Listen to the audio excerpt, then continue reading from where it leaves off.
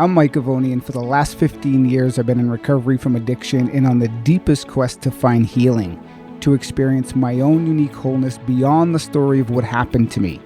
By taking an integrative, holistic approach to experience transformation, I bring you the Healing Beyond Recovery podcast, a show dedicated to people in recovery who are looking for deeper healing and transformation. Hello, and welcome to another episode of the Healing Beyond Recovery podcast. If this is your first time listening, welcome to the show. And if you've listened before, welcome back. I'm really excited that you're here today. Today's guest I've been personally following for some time now, as I was really drawn to his work in the holistic health and wellness field. But now I'm even more interested because, like myself, he's integrating his past experience and knowledge and using it to support people who are suffering from addiction to transform and live their best life. If you're listening to today's show, most likely you've struggled from addiction or someone you know has, and you're interested in taking an integrative approach to living your best life in recovery. As it goes, we teach what we need to learn most, and today's guest, Ronnie Landis, has been on his own personal transformation journey for well over a decade, and through his work, he shares his experience, wisdom, and expertise to support others to experience the same. Ronnie is a holistic health and life transformation coach, and over the last 11 years, he's devoted his life to study, research, and lecture around the world on natural healing and the body's potential to self-heal when it's met with the right diet, nutrition, and lifestyle practices. Over the years, his work and interest has been focusing on the mind-body connection, and now his latest piece of work is around supporting people to heal from the root cause of addiction. In this episode, you will learn about his unique approach to breaking free from addiction, including how to address and reset your neurotransmitter dopamine system, which is the reward system in the brain that has everything to do with addiction. Also, we cover a topic that many guys struggle with, and that's the addiction of pornography and masturbation, and how to work with the most powerful force, yes, your sexual energy, so it begins to work for you and not against you. We also share how to overcome limited beliefs when it comes to what you're capable of achieving when it comes to healing from addiction and achieving overall health. And of course, we touch into the topic of trauma and discuss in capital letters what the real addiction is. Let's dive right in. Ronnie, welcome to the show. Ronnie, it's nice to have you on the Healing Beyond Recovery podcast, brother. I've been watching your work for quite a few years now, even back in the day when you were tight with David Avocado Wolf and into all that era of your journey. And honestly, I never thought, maybe I'd be here chatting with you. I wasn't quite where I needed to be on my path yet, but I was watching other entrepreneurs and other thought leaders and other practitioners like yourself, man. And I looked up to you. I really saw what you were doing, and I was like, man, this guy's he's got some cool stuff going on. So it's really nice to be on the other end here, chatting with you from both where I am today and where you are. You're launching another a book coming out called The Addiction-Free Lifestyle: The True Path to Inner Peace and Self-Mastery. So, I mean, who else doesn't need to find inner peace in self-mastery than other people, that are struggling with addiction? So I'm happy you're here, man, and thanks for being on the show. And my supreme pleasure. And thank you for that beautiful introduction. And yeah, man, it's been great to get to know you since we linked up in Sedona, and, just getting more attuned to your work and obviously your work in the addiction recovery field. And when we met, that wasn't really on my periphery. It was a different subject, which we'll kind of briefly talk about. But then it became very clear through the chaotic storm of 2020 and just my own process and what I was going through, that this topic around addiction and recovery, a recovery as a word for healing, for transformation, for integration, for becoming who we need to be in this incarnation on planet Earth, that became so clear and obvious that this was the thing that I need to give my voice to. And so that the fact that you're doing that work and you've really centered on this work is amazing. And I'm super stoked to be here with you. Yeah, for sure. And I'm just curious, knowing you from the past and a lot of your work with holistic and integrative health and raw veganism and all that good stuff. I mean, what was the shift? Did you go through your own personal struggle with addiction? I mean, what would 2020 bring for you, and what led you to birth this creation? Okay, thank you for asking that question. I'll keep it as short as I can because, man, 2020 was literally the hardest year of my life. And I'm sure a lot of us could say that.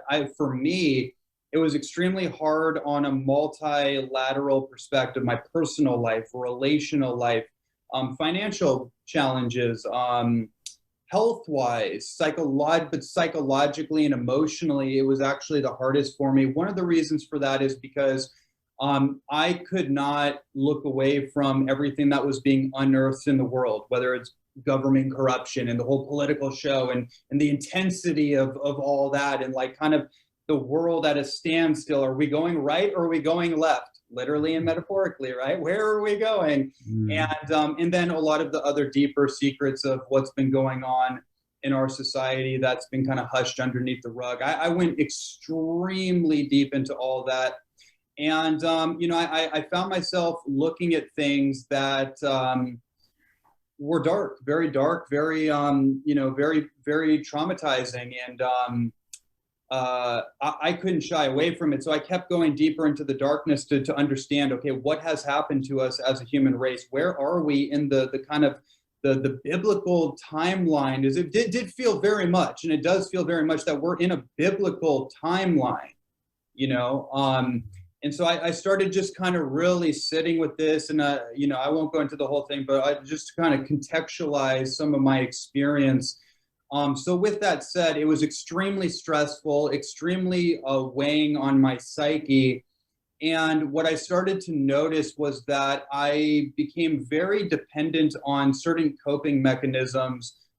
Tobacco was a very big one. And this has been a thing like over the years, but I had never, or not, I don't say never, but I had overcome that. It wasn't a big deal. And over years, I hadn't really smoked. I never really had a problem with it, I would say. But over this last year, it became a serious like crutch for me to deal and process and soothe kind of the sympathetic stress response that was going on all the time, and just literally to process. So I'm like constantly processing. And then adding on to that, I had a relationship that I was in that was particularly intense, beautiful in a lot of ways, but also layering on another layer of stress and tension. So for me, I found myself in the throes of what we might call addiction. I'll just call it coping mechanisms, because we'll talk about what the real addiction is. These are all just strategies to cope, whether it's the tobacco or it's the coffee or it's the alcohol or it's the pornography or the masturbation, it's the cannabis. These are ways to help escape the tension of the moment. And yeah, so going through that process, I realized, oh wow, okay, I'm in some kind of loop right now. Like I have an addiction loop that's playing out. And I've been studying, drug addictions and stuff for at least 10 years, just on and off. It wasn't like a personal thing, but just, studying it as a holistic health educator. And then I had to I'm like, oh, whoa, I'm actually in the throes of like some kind of addiction cycle. And so I started getting deep into like the dopamine detox, dopamine reset material. I started studying addictions from like people like Dr. Gabor Mate, in trauma, wounding, through my own process of unearthing my own wounds, my own childhood wounds, these little boy effeminate tendencies that were starting to emerge, particularly in my relationship, and ways to deal with just a lot of this unresolved anger, stress that was emerging. And yeah, so again, I found myself in the throes of using compensatory or compensation strategies to self-soothe what at the time I didn't either have the tools or I just wasn't willing to go into those tools to release that. And all that said, that led me to actually getting a vision. This is kind of what happens when I write a book. It's like, boom, download. It's like within a second, I get the whole download. And I was like, okay, that's the next book. I was working on a different book and on fear, which I'll get back to.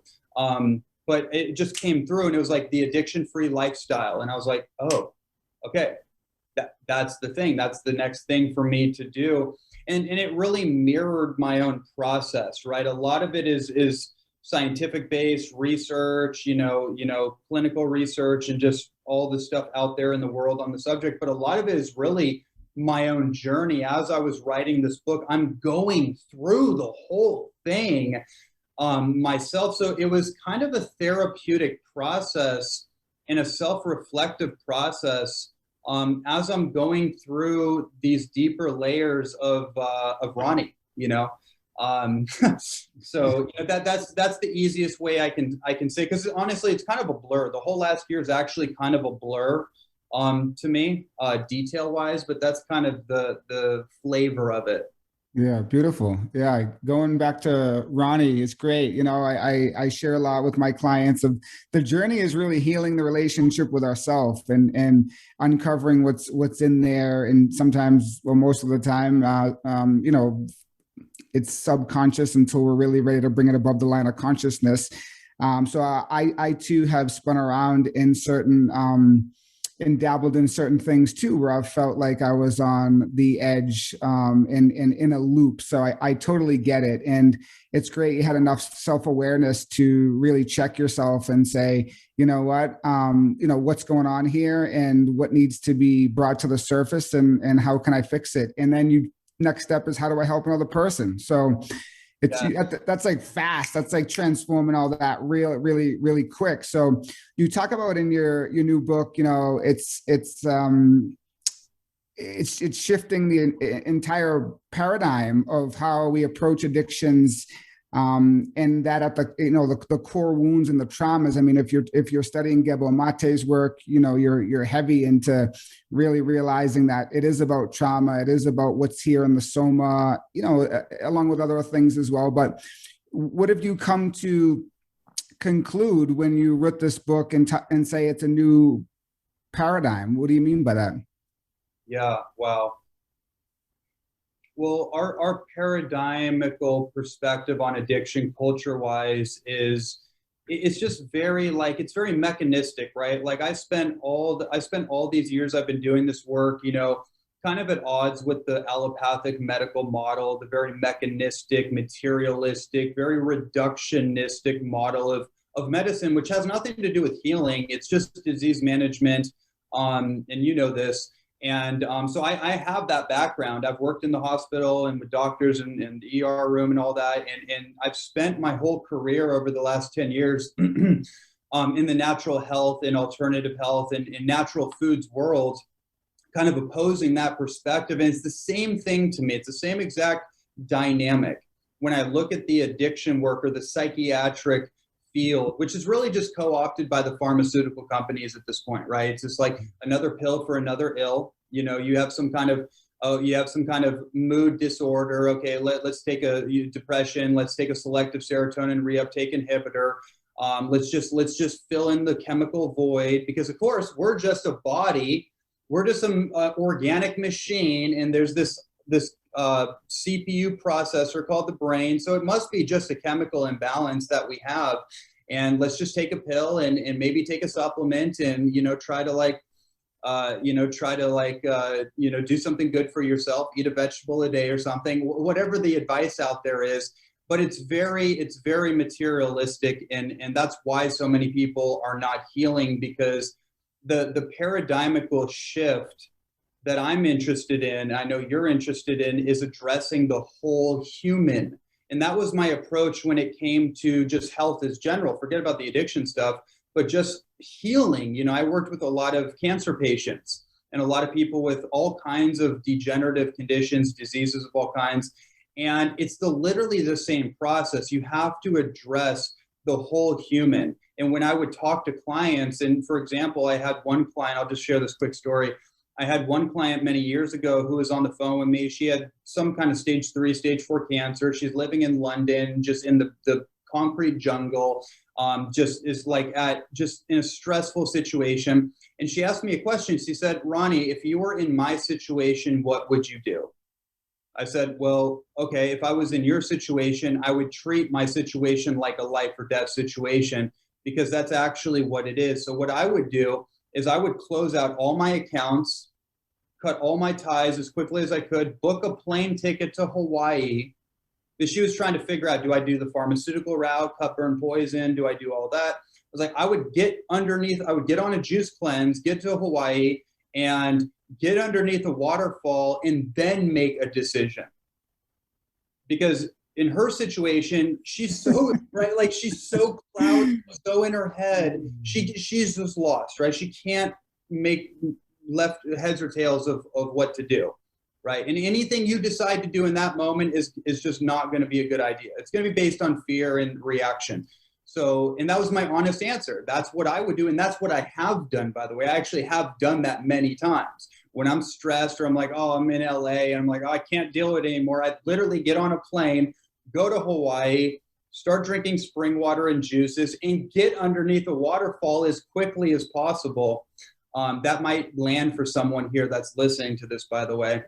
But the paradigmical shift is really addressing the whole human, the psychology, what has happened, mental health, right, to somebody, and they're not just the stories that are playing out, but the internal, let's just call it trauma, the core wounding. We all have this. Addressing the trauma and the wounding that creates the symptom, the manifestation of emotional instabilities, the tension, the angst, the anxiety, even the existential angst. I know I felt that for many years. And we're just trying to medicate that stuff. We're numbing it, medicating it, trying to talk our way out of it. But really what we have to do is we have to plunge ourselves right into it in order to heal the disconnect. As Dr. Gabor Mate says, he says all addiction is rooted in trauma. And a trauma is actually a disconnection within the person themselves, usually from something in their childhood or whatever traumatic event that someone has experienced. And there's literally a disconnect. So we need to actually plug back in and reconnect with that piece that has gone awry, if you will. And that's really kind of my philosophy. Now, obviously, there's a lot to talk about in that, but that's kind of my perspective, is that we got to deal with the whole human, you know, and there's multiple layers to that onion, and so that's a little bit about that. Yeah, for sure. And my mentor was Dr. Paul Epstein. You know, he was teaching this work of mind-body healing back in the 70s when, you know, people were thinking, you know, that yoga and so forth were crazy. You know, they were crazy in healing from yoga. He was like, oh yeah, mindfulness, meditation, healing trauma, addressing the whole person, you know.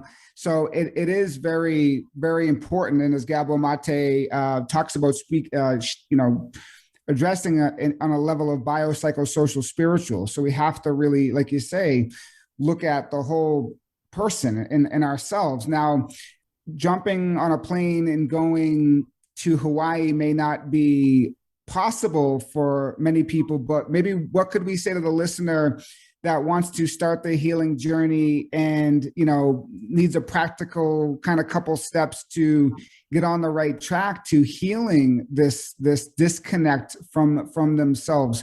Where can they begin? Okay, well, I just want to address one thing real quickly. What's possible and what's not possible is a figment of our own imagination. And I'm speaking from my own life experience. I've done what I've wanted to do, and I've also not done what I didn't want to do.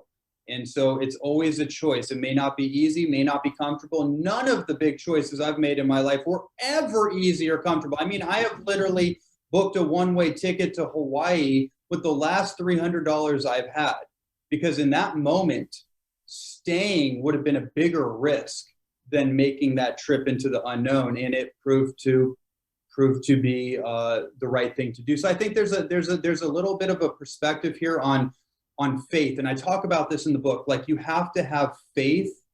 That is the most important thing for recovery and healing, because if we don't, if you know, for example, like if we got ourselves into a ditch, it's very unlikely that we're going to be able to pull ourselves out by ourselves, right? We need to have faith, or we need to develop faith through exercising it, that there is something greater than us that can help pull us out of these challenges that we find ourselves in. So I would just say, one of the, very practically speaking, and you can set your life up in a way that encourages this, is to develop the right attitude, right? To develop, almost, here's the word, this is a good word, you'll like this. You know, most people are very paranoid, right? They're really stuck in paranoid, just kind of negative thinking.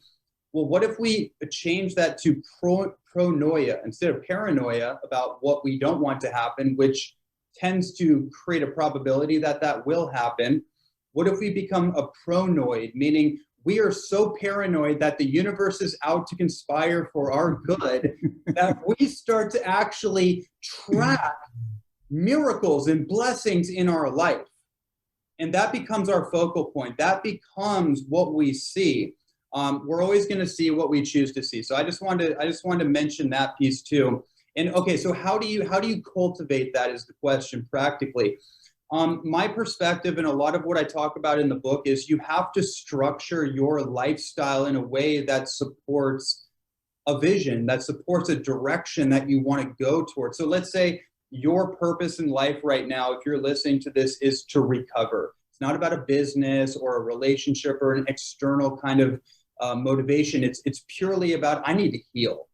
I need to recover, integrate, and come back into a sense of wholeness with myself. And I think that is the appropriate goal, by the way. That is the focus if you're on that journey.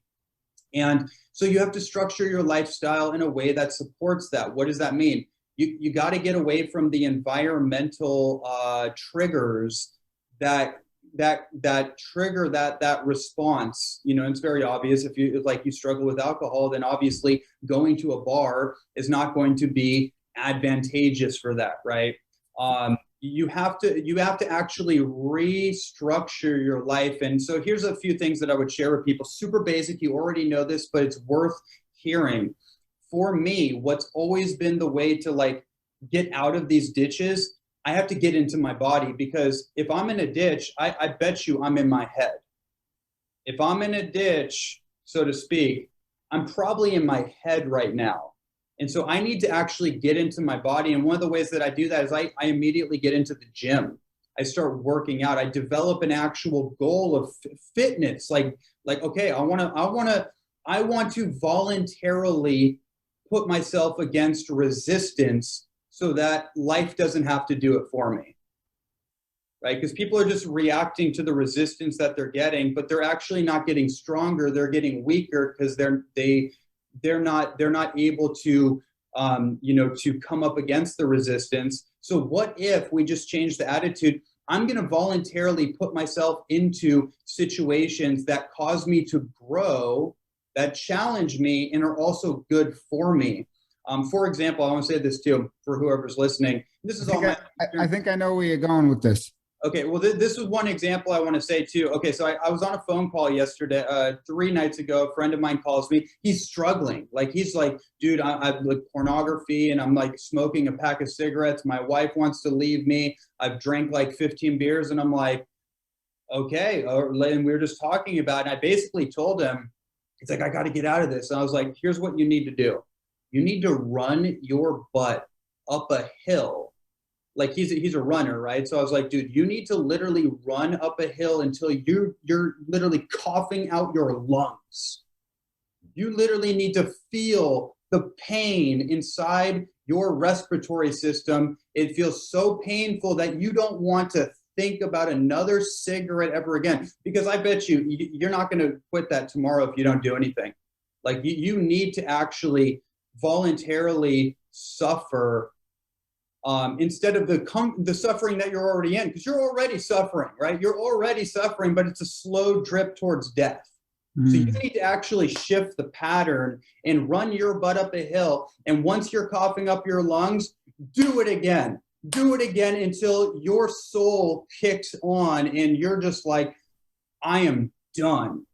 And that's kind of the energy that I'm sharing. Now, it doesn't have to be that intense, right? But I'm just saying, if somebody is in a situation where they're like I'm struggling with this thing and it's got a hold on me, then you need to match it with some kind of energy that causes you to feel the pain to actually change. I know I kind of went off on a little thing there, but we can get into like practical steps or.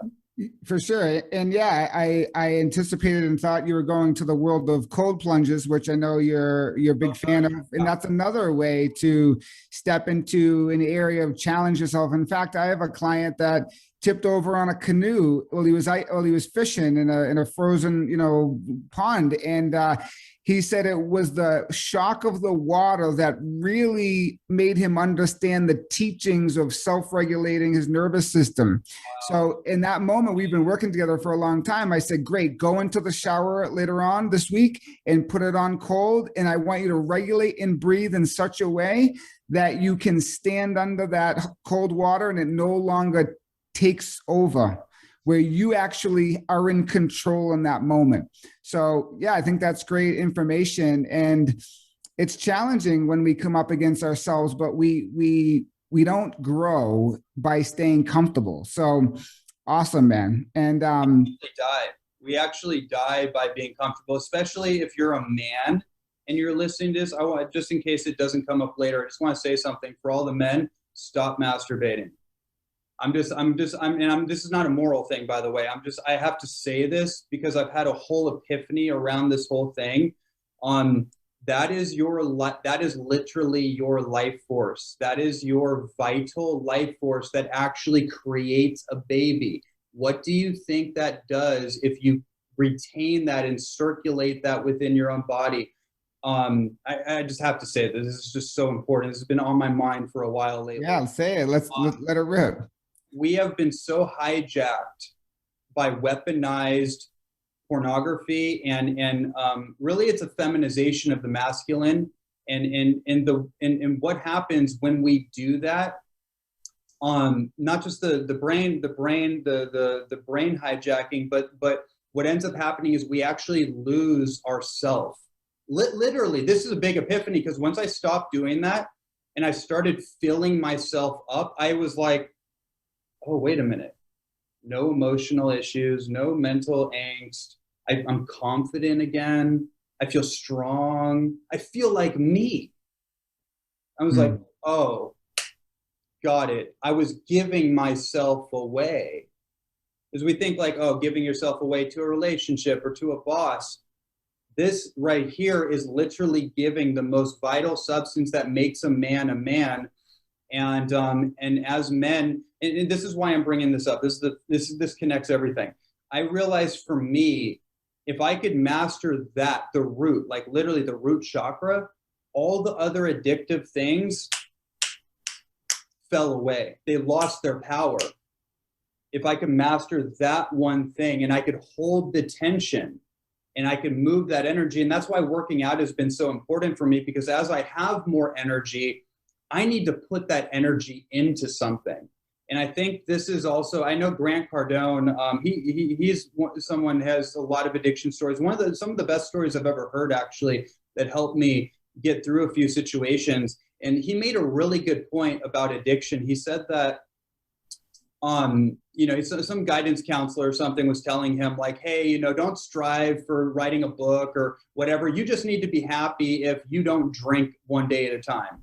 And he's like, what do you mean? Like, that's my life. And what he was saying is, he's like, dude, I got all this energy inside of me. If I don't use this energy, it's going to, and I get bored, it's going to addiction. And I thought, wow, wait a minute, this is a powerful perspective. So if someone's struggling with addiction, what that means is we just have a lot of energy in this system. And it's not going to very good use. So we actually have to put that energy into something and change out a self-destructive habit for a self-productive habit, and you can redirect that same energy that's creating chaos and put it into something that's actually creating your dreams. If you can redirect that energy step by step, you can literally be, have, and do anything you want in your life. Yeah, for sure, bro. This is a really interesting topic, and I'm glad you brought it up. And I think what you're sharing in one way or another is really coming down to your purpose and what you're here for and finding meaning in this life of ours. And one insight that I've gotten, a huge one around masturbation, is when I feel almost helpless in a way, then my mind has gone to thinking about that's going to fix me. So what I've been able to understand from my own self with masturbation is, in the moment that I feel like masturbating, I have to stop and check in.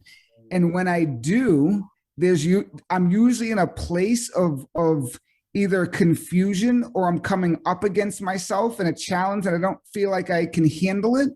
And when I don't react on it, I break that pattern, that cycle, and I still have that much more energy and resource to move it forward. Now, one of the doorways in the Buddhist and Tao traditions of enlightenment is tantric sex, is to use that energy for enlightenment. I mean, that is super powerful. So I'm really happy you brought that up. And I know another thing we've talked about off the record here on a podcast is semen retention. And I never really had any experience with that until I started listening to some Taoist CDs with my partner and exploring with that, and also listening to Dave Asprey's podcast. And actually, I think Dave shares one thing that he made like an extra $100,000 or something by not masturbating, because all that drive was going towards his business or something like that. He shares whatever. He made a ridiculous amount of money for not, practicing masturbation. And it was like amazing. So yeah, I think it's such an interesting topic. And what are some of the insights and things you're experiencing from practicing semen retention? Yeah. Okay. Well, that's incredible.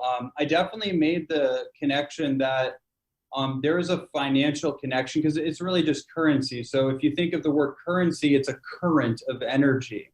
And so when we're doing this, when we're just rubbing one out or whatever, we're losing a lot of juice. You're losing a lot of juice, and it's like an electrical surge, right? Like, so the thing is, I talk about this in the book. I don't want to get deep into it, but like from kind of the physics, the engineering and physics of this whole thing, you have electricity and you have magnetism, and when you have those two forces together, it creates electromagnetism, which is the greatest force in our universe. That's actually the field that holds the world together, that holds the planet together, the electromagnetic field.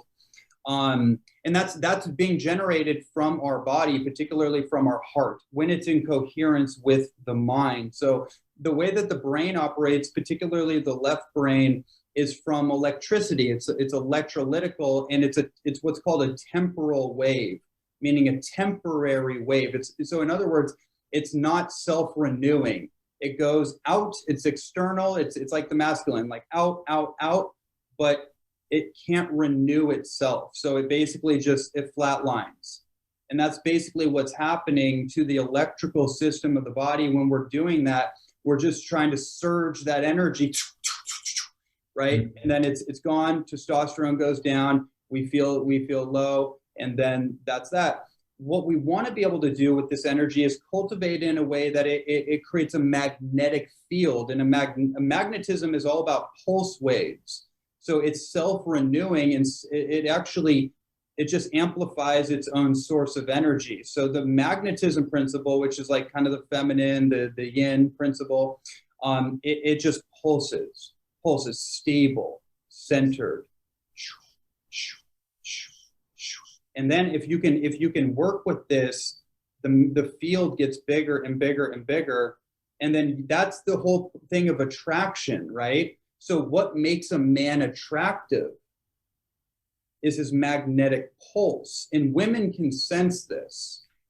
So if a man is leaking, he's empty, women can sense this because they have that paternal biological whatever you want to call it, and they're just the way they're wired. And so if a man is constantly leaking, he's not a viable prospect, and he's essentially weak, right? Yeah. They can sniff this stuff out. Yeah. And it's so funny you bring this up. I listened to some work of Dr. John Gray. He wrote Men Are From, Women Are From Venus, Men Are From Mars. And he was a monk he practiced semen retention for 9 years. He didn't release for 9 years. He said women were flocking to him. They could sense it. So you're so right, man. It's so true. And in fact, my personal experience from practicing semen retention is you have the energy to keep going. Because once, I know for me, I mean, I'm not that young. I'm 37, going to be 38 soon. And it's like, I release and I'm, the energy's gone. And yet when you practice the retention, that vital force still is with you. And in fact, my partner is like, she feels that too. So it's like, it's amazing, man. I never knew about the whole, electromagnetic principles behind it though. Yeah. And then that's really kind of like a cross connection of different principles, but that's basically what's happening. And so this connects also to dealing with the wounding within our own DNA, because so you get these two forces together, you work with it, and then you use the electrical force for like working out, working on your business, like a sort of like overt, like doing things, right? But not wasting the energy. And then through things like meditation, prayer, getting into an ice bath, actually, because what happens when you get into cold water is the water molecules in cold water are concentrated together, so they're bonded together. But when you heat up water, they disassociate and spread out, so there's less energy in hot water, which is why when you take a hot shower, we tend to feel relaxed. Oh, okay, I'm tired all of a sudden, right? Versus a cold shower or cold water, it's like, boom, I'm like with it. There's all this energy coming in. Same exact thing. And so just connecting all that here. So the heart, when in coherence with the brain, creates heart coherence. And that's the electromagnetic generator. Heart Math Institute. You can look it up if you don't know about that. All this is scientifically validated. This is basically what Dr. Joe Dispenza is doing with people. He's getting them into a coherent state where their electromagnetic field is starting to pulse. And one of the interesting things that happens with that is all of the how should I say this? All of the let's just say the lower frequency tendencies, programs, thought forms, addictions, they can't resonate if you're pulsing that energy higher and higher and you're like working with it, right? Those lower energy things cannot exist within that field of resonance. And this can all, and so when I talked about earlier, structuring your life in a way that supports your vision or the direction you want to go, recovery, this is an essential process. And I don't think, especially for men, we can talk about women, that's a whole other topic, but especially for men, will not heal, will not recover until we deal with this particular issue, because this is rooted in our root chakra, right? It's rooted in there, and we have to be able to uproot that. And once we do, we bring the energy up, and then it starts to blow out all these other habits or addictions, and they lose their hold on us. And we actually are able to tap into our heart. Yeah, the work Dr. Joe Dispenza is doing is pretty amazing. And in fact, when you have one of those type experiences that he shares about, which all of us are capable of doing through meditation, through like you talked about doing, heart math, synchronization with your energetic system. We elevate our consciousness, our frequency, and that's truly where I believe the healing is because before I was in recovery for 9 years until it came all the way into the physical. I developed disease, and then I had a profound shift in consciousness that boom just blew everything open, and I never went back to 12-step again. 7 years ago, never stepped foot in it again. Wow. I completely had a huge awakening. So this is really powerful stuff. And yes, the masturbation and the sex addiction for a lot of men, especially in recovery, when we're addicted, we have addictive tendencies, it can be a real problem. So I'm always interested in speaking to the people that even put down their, major drug of choice or behavior of choice, but are still floating around in the other, ethers, and where, and really, okay, what do we need to get to, or how can we get to that root, or what you say, the real addiction, so we can begin to just heal all that. So going back to earlier, you talked about what's the real addiction. Maybe you can talk about that. Mm-hmm. Okay. Wow. Yeah. Pause. Just consider that for a moment. The real addiction. I mean, there's a few things that come up. What's the word? It's like right on the tip of my tongue. It's like, well, I suppose you could really just say the real addiction is the avoidance of self, right? It's escapism. Sure. Needing to escape reality as it is. Totally. And we tend to fight against reality, which is always a losing proposition. And so all of these things we're doing are all just ways to escape the moment, all just ways to escape essentially our feeling, how I feel in this moment, the sensations that are arising in my body, and to escape the body in a lot of cases. Especially, I saw this a lot with people that were struggling with healing from various forms of diseases and degenerative conditions. And I saw a lot of people that were healing, and I was wondering, okay, what is the difference between these two situations? And I found that the people that healed, they had a support system, they had family, they had something to live for. That was very clear. They had something to live for. So they actually decided that they were going to live for something. Versus the other people, they were just like in this spiral, this kind of self-defeative kind of spiral, didn't really have any goals, didn't have any didn't have any vision of themselves beyond their suffering, and they were stuck in suffering. And so they're always healing, right? I've seen this somebody talked about years ago. People always healing. I'm healing. Oh, I'm just in my process. I'm just processing. I'm just healing. Like, oh, I'm just healing right now. That is an addiction, right there. Because what it does, it's a cop out, right? It's a cop out. Like, okay, I'm just in my process right now, so I can act any way I want. I'll get attention from people, whatever. But there has to be a decision where, no, you know what? I'm going to heal, or I'm actually healed. And I start acting like somebody and doing the things that somebody who's healed does, and let go of all and all the behaviors that don't align with that version of myself that I'm choosing to be. So I so underneath all that, I think the addiction to struggle is like the real addiction in our culture, particularly amongst men or women that have kind of more of a masculine tendency, because that's what we've associated as masculine, right? Struggle, strive, hustle, grind. Like you got to claw your way up to the mountaintop in order to be successful. Well, I noticed with addiction, I noticed this with myself, there would be a theme of struggle, achieve, self-destruct, struggle, achieve, self-destruct.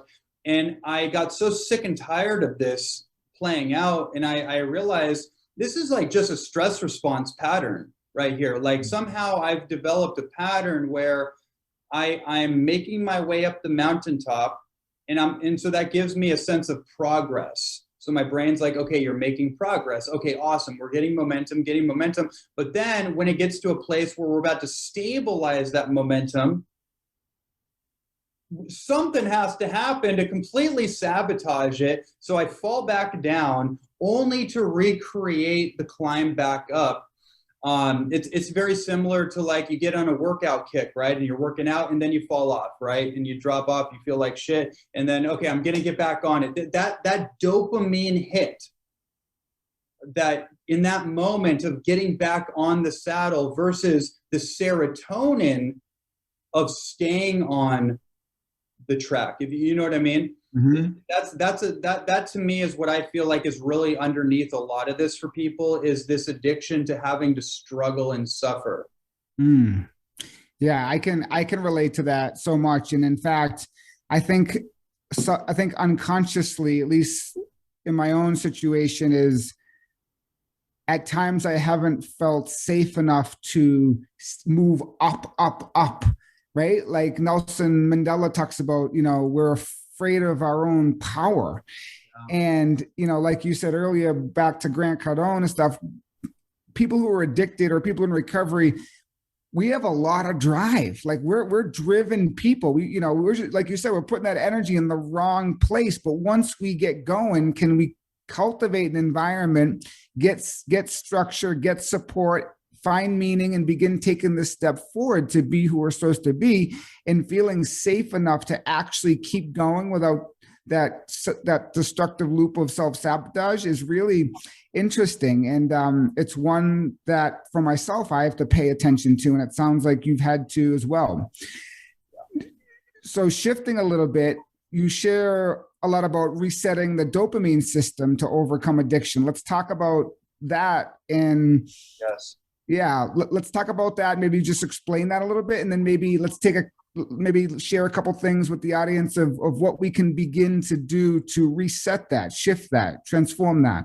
Beautiful. Well, this is where the rubber meets the road, right? This is really, because one of the things that I talk about is the fact that you are not an addict. Like, and that's the big problem with a lot of the addiction recovery stuff, right? It's like, you're an addict, you're an alcoholic, just accept it. This is who you are. You're always going to be a recovering alcoholic. You're a cancer survivor. Like, these identities that are put onto us. 100%. It's absolutely ridiculous. Bro, when I had that shift in consciousness, I never said a day in my life again that I was an alcoholic or drug addict.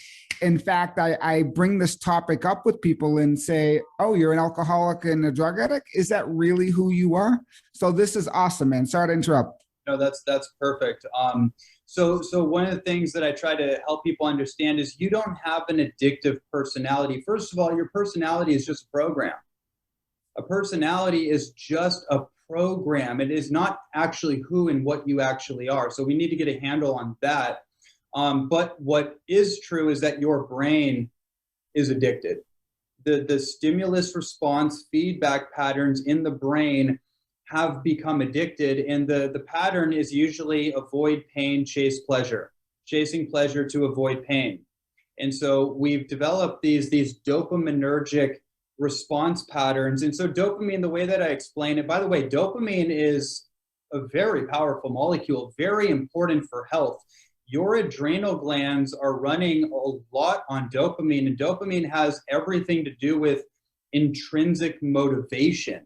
So if somebody has chronic fatigue, adrenal fatigue, they have a dopamine depletion, which probably means they're struggling with some form of addiction. I didn't make that connection many years ago, but I was studying this 6-7 years ago, studying dopamine research and adrenal health. I didn't make the addiction connection until later, but your adrenal glands and your kidneys have a lot to do with dopamine. And so a lot of people are doing herbs and all this stuff, and that's great. But if you don't address the dopamine depletion, then nothing's really going to get better. So the way that I explain dopamine is dopamine is always about the future. It's always about projecting it's anticipation of the future. So, whether you're smoking tobacco, watching pornography, or whatever the thing is, that you're getting that social media. Oh my God, we do a whole podcast on that. Social media, the likes, the link, the dating websites, whatever it is. The dopamine hit that you get is an anticipation of a future event happening. So it's like, okay, I'm gonna go do this thing because I'm anticipating that I'm gonna have a pleasurable experience, right? And usually, if we're talking about some kind of addiction cycle, the actual experience doesn't live up to the anticipation of it, right? So that's usually the dopamine imbalance. Serotonin, on the other hand, is always about the moment. So serotonin is about contentment in the moment, gratitude, happiness, presence. So we need to get these two neurotransmitters in balance together, because it's not one is better than the other. It's just about harmony. Same thing with your hormones. It's a symphony. They all dance in harmony with one another. And when something gets out of balance, then problems arise. And so the dopamine reset, I don't really look at it like a dopamine detox. I call it a dopamine reset, reboot, and recovery process. And it's a 3-step process. First is the reset. So the reset is like the withdrawal, right? I'm going to abstain or reset from the dopamine triggering habits that are whacking out my brain, that are creating this addiction feedback system in my brain. The chasing pleasure, in other words. So basically, things that create false pleasure. And if you're listening, you already know what that is. So that's the first step of the process. Now, and that's the hardest part, right? The withdrawal process. This is where the most susceptibility to cycling back in and falling off the bandwagon and actually going more extreme into those things than we did before, because the brain is actually it's starting to reset itself. And what ends up happening is all of our emotional issues are going to start to arise. Our mental patterns are going to start to arise. So if you feel irritable, tense, stressed, stuff starts coming up around the last relationship or your current relationship or whatever, this is the period where you have to protect yourself. And it depends on what you're working through. It's either a 7-day or 14-day process typically. And you have to prepare to just be unproductive. Like if you're going to go through this, just accept I'm going to be, especially if you're like really stuck on coffee and caffeine, particularly, I'm going to be unproductive. I'm going to be irritable. I'm probably going to be laying around bed sometimes. I'm going to feel unmotivated because the brain is resetting itself. And I just want to say this too. The reason that you're going to feel irritable is because your brain is addicted and it wants you to do the things that make it feel good, right? It's like think of the ego, like a little child, if you will, right? Your ego is going to come up. And so you're going to have to contend with that. So you want to create a container for yourself and a support system for yourself to protect yourself in that phase. Now, once you start to move through that phase, it starts to get really good. The second phase is the reboot. And basically what the reboot is it's where your brain and your nervous system is starting to reboot itself. Like you're resetting, so take, for example, the computer CPU, right? Your operating system. This is your operating system. So if you're like uploading to some new operating system on your Mac or something, then there's a loading phase, right? So this is the loading phase. You had to reset the computer first. Now there's a bit of a lag time. There's new information that's uploading, i.e. new habits, new thought patterns, a new attitude, a new emotional stability point, maybe new relationships, new hobbies, things of this nature. There's new information uploading, and now you're rebooting. This is when you start to feel your actual motivation come on. This is where you start to feel like a human being again, really. You start to feel like what it feels like to be clear-headed, not to need stimulation all the time. You start to feel like a balanced human being again. and it starts, you're like, wow, okay, this actually feels good to feel good. I want to keep doing this. And then the third phase is the recovery. And another word for recovery is integration. This is where you integrate that whole process. And one thing I want to say about recovery from my perspective is that recovery is one part the brain has to recover from the indiscretions of the past, because that's really what's happening is the brain is kind of atrophying. It's degenerating. And so a lot of this false stimulation that we get from substances and stuff is actually a symptom of the brain catabolizing. That's a very stark kind of discovery. Kind of like the immune system, like an autoimmune condition, you get this false energy, but it's actually because your immune system is like ramping up because you ate something that you're allergic to. And so your immune system is driving up and you're like, oh, I got this kind of adrenaline, but it's like, no, that's actually a stress response. So anyways, the recovery is, to me, it's really goes back to what Gabor Mate talks about, which is, from my language around it, is recovering the part of ourself that got lost behind. That innocence. There's an innocence. There's an innocent quality to all of us that got lost or blunted or numbed due to our life journey. And that's the seed of where the addiction has spawned from, as a way to try to get back to that. As illogical as it sounds, right? The addiction is not the problem. The addiction is a way to try to solve the problem. So the recovery is recovering that part of ourself that still has that like childlike wonder or innocence. And that involves working through the emotional, things that come up. But once we get to that place, wow, then we're dealing with a human being who's whole, healed, and complete, and essentially a functional adult.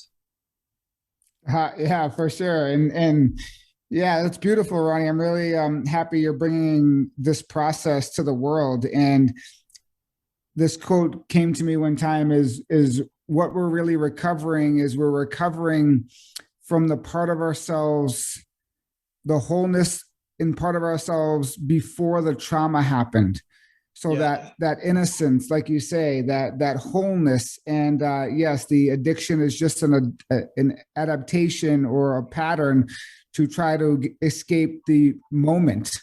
And I love that. What is the real addiction? Is the real addiction is the inability to be with things as they are, to life as it is. And I know for me, I had to be completely train wrecked to actually come back to my body. So if you're listening to this podcast, this seems in depth and very, kind of complex, but it's really simple in the aspect of where we're really coming back and integrating and being united with the part of ourselves that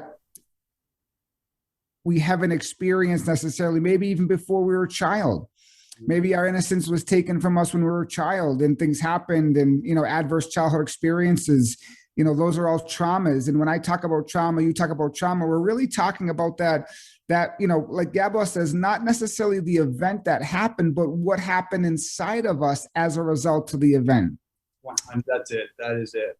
So it's really beautiful that, you, myself, all these other people, Gabor, are really just kind of looking at it through the same lens, and really, adding their touch, adding their experience, adding their beauty. Now, when it comes to maybe getting on this path and addressing dopamine, starting your healing journey, what can we say to the listener that just needs maybe 2 or 3 simple steps where they can begin to start their healing? Okay, beautiful. This is kind of the same advice I've been giving for 10 years. First thing you do when you wake up is, well, I'll say this. Okay, so here's the thing that you can start practicing, because to the point that you mentioned, it's the thing that happened inside your body. When you're a child, something happened, you don't have the ability to actually process it, so it gets stuck. So one of the things, breath work is key and critical. That is a lifesaver. And you have to be able to get into the autonomic nervous system to self-regulate. So one thing I advise people, when you wake up in the morning, don't do the phone. Like, and I'm also like a little bit of a hypocrite. I'm working on this too. So I'm just going to be transparent about that too. Cause that's an addiction, right? I hear you. I'm with you. But so like, I'm saying this for all of us, when we wake up in the morning, instead of reaching out for anything, checking the time or whatever, immediately as you wake up, put your hand on your heart or your body or your gut, whatever. Take 10 diaphragmatic breaths from your belly into your heart.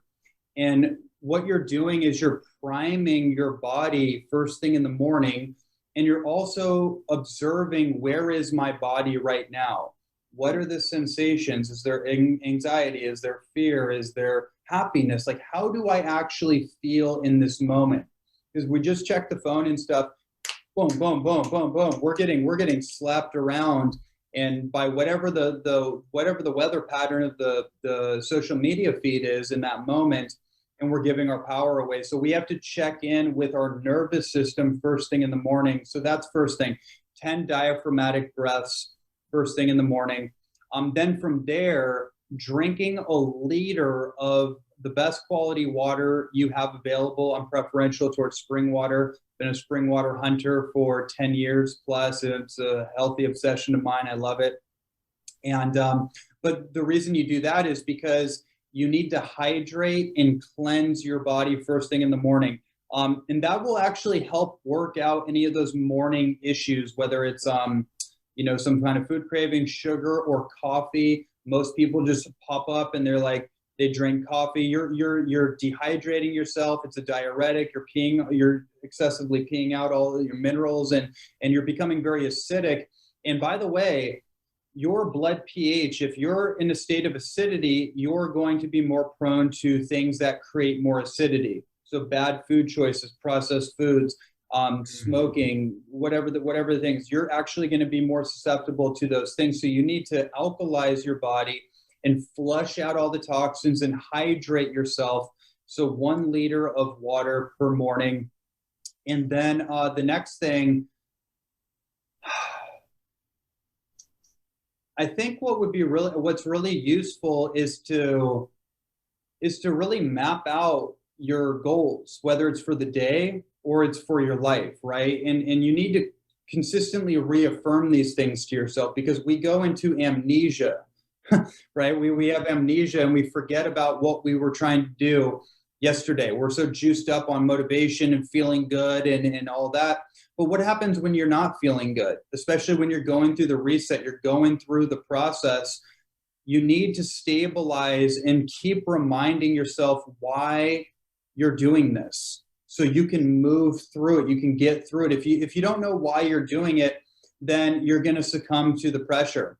But coincidentally, if you do have such a strong enough why, and you keep affirming it and you keep moving towards it, it actually gets a lot easier. You actually find the pleasure, but not the false pleasure, the real pleasure from overcoming the things that have been holding you back. For sure, man. That's really important. It's just like affirmations or intentions, setting deep intentions, I think a great quote from the Buddha: actions follow intentions like a shadow.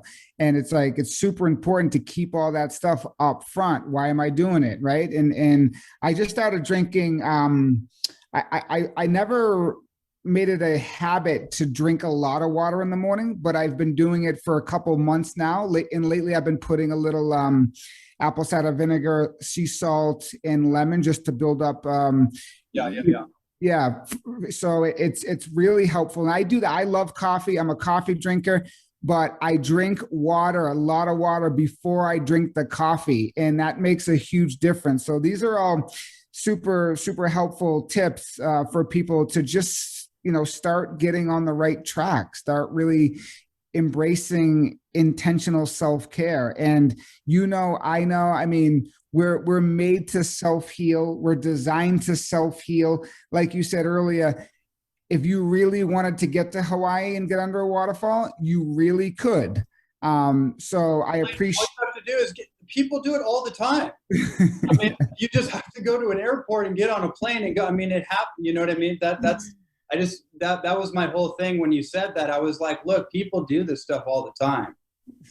Totally. And it's as you know, this journey is all about consciousness and what we perceive as real and what's attainable. And, you know, I'm working through levels right now, obviously. You are, we all are. And it's like, man, like if you want to really know from people that, if you want to really know how to do it, learn from people that have done it. I mean, I healed myself from childhood trauma, addiction, chronic illness. I had 2 organs on the table, right? You've done your healing. You were an athlete at one point, you've spoken around the world and coached and mentored. And like, this isn't, we're not any special people. We're just actually taking steps where we're doing the work and showing up, and amazing things are happening.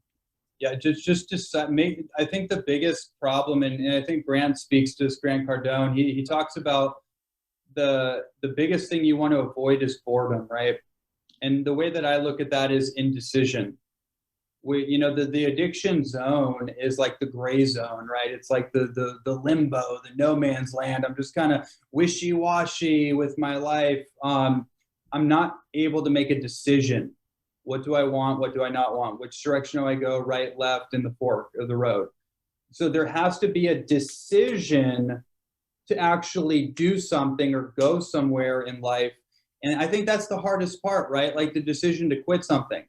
And by the way, you might have to make that decision 1,000 times. I know I have, but like, that's okay. All you need is one. If you keep doing it and you stick to it, oh, nope, today, oh, nope, today's the day, oh, tomorrow, today's the day, eventually it's going to stick. For sure. Making an affirmed decision is, you are setting so much energy forth in the universe with making an affirmed decision with this beacon, your brain. And as you can tell, I'm a man of quotes. There's a great quote. It says, we lose more to indecision than the wrong decision. Wow. So it's like, right? It's like, just put the shit out there. Take the freaking step. Decide what you want to do. If you fall back, if you fall down, that's okay. Get back up, make the decision again, right? So the universe will align for you. The great person will come. Speaking of, how do you work with people? Yeah, I work with people in one-on-one coaching formats. I have on and off group coaching programs. I'll be launching another Dopamine Reset group program very soon. Don't have the exact date right now. So the way that I work with people is either in a one-on-one format, usually in more of a long-term, like 3-month, 6-month, 12-month kind of transformational coaching process. And then there's group coaching, there's online courses. There's a lot of amazing things that me and my team are working on with this addiction-free lifestyle. The book launch is happening now, or it's about to happen. By the time this comes out, we'll be in the pre-launch phase. And then there's going to be a lot of cool programs coming out as well. Awesome, man. That's exciting. When exactly is the book coming out? Do you know yet? I don't have the exact date. By the time people listen to this, it most likely will be out, or it'll be ready to be out. I would say like we're actually ready to go into the pre-launch. Like literally today, as I'm recording this with you, I got the website and I got for my team, they sent back everything, and we're basically in the pre-launch phase. And so within a week to 2 weeks, I'll probably get the exact date sometime today or tomorrow. Awesome. Beautiful. Beautiful. And as we wind down here, where can the listeners find you if they want to connect with you? You have a website. I think, are you doing your own podcast right now, or is that on hold? Yeah. Okay. So that's another thing. So I've been on hold with the podcast. I've had a podcast for the last 6 years centered around everything to do with health and human performance. I am getting ready to relaunch it under the title, The Addiction-Free Lifestyle Podcast with Ronnie Landis. So this will be the focal point of it, and taking all of the years of research and holistic health and personal development information, but filtering it through this message and bringing people like yourself and others on to talk about this message from different angles and perspectives. So that's literally going to be paralleling the book launch as well. By the time people hear this, it should be already out. You can just look up Ronnie Landis on iTunes, but Facebook, Instagram, and then the website I want to direct people's attention to is the addictionfreelifestyle.com/pre-order. So that's going to be the pre-order for the book. And we're doing something really amazing with this book. So normally, a book like this is $30, maybe $40. It's only going to be $9.99 as a special promotional offering really to people. And so you're only paying for the shipping. So wherever you are, you just pay for the shipping. You're going to have the complete book sent over to you basically for free. And then you're also going to get a lot of bonuses as part of this, including one of my online courses in the pre-order phase. You're going to literally get a 40 video course that I created a number of years ago called the Tonic Herbal Mastery Program, which is an amazing herbal recipe program with Chinese herbalism, Ayurveda, all these, just like it's a crazy thing. It's a crazy offer to throw in. And we're just trying to give people so much value in the first part of this phase. So again, you're going to get the book for $9.99 just for the shipping. You're going to get some other stuff. You're going to also be invited to our community, our support community that we're creating.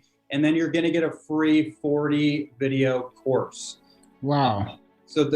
Yeah, I know. I'm still like, wow, that's a lot. So again, the website for that is the addictionfreelifestyle.com/pre-order.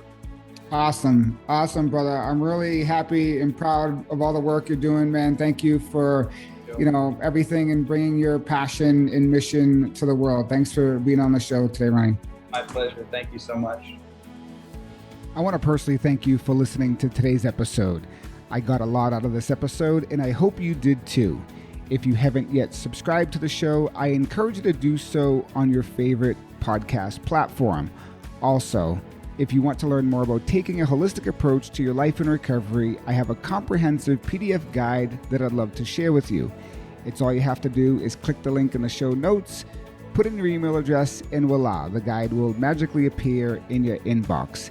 It's listeners like yourself that make this show possible. So once again, I thank you for listening and keep on stepping along your journey wherever you are in the process.